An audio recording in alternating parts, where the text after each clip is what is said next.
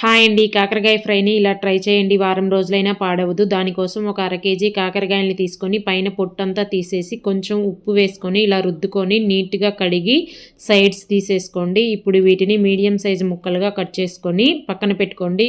Deep ఫ్రైకి సరిపడా oil పెట్టుకొని ఆయిల్ వేడయ్యాక కాకరకాయ ముక్కల్ని ఫ్రై చేయండి. ఇవి ఫ్రై అయ్యేలోపు మిక్సీ గిన్నెలోకి ఎండుమిరపకాయలు, ఉప్పు వేసుకొని మిక్సీ పట్టుకున్న తర్వాత పుట్నాల పప్పు వేసుకోండి. అలాగే 2 టీ స్పూన్ల ఎండు కొబ్బరి పొడి వేసుకొని మిక్సీ పట్టుకోండి. తర్వాత వెల్లుల్లి వేసుకొని మిక్సీ పట్టేసుకుంటే కారపొడి రెడీ అయిపోతుంది. ఈలోపు కాకరకాయ ముక్కలు కూడా వేగిపోతాయి. ఒక గుప్పెడు పల్లీలను వేసుకొని వీటిని కూడా ఫ్రై చేసుకోండి. ఇప్పుడు కడాయిలోకి ఆయిల్ని తీసుకొని పచ్చిశనగపప్పు, మినప్పప్పు, ఆవాలు, జీలకర్ర, ఎండుమిరపకాయలు వేసుకొని ఈ పోపు వేగిన తర్వాత కరివేపాకు, మిక్సీ పట్టుకున్న కారపొడి వేసుకొని వేయించి పెట్టుకున్న కాకరకాయ ముక్కలు వేసుకోండి. చాలా బాగుంటుంది ఇలా చేసుకుంటే. నచ్చితే లైక్ చేసి సబ్స్క్రైబ్ చేసుకోండి.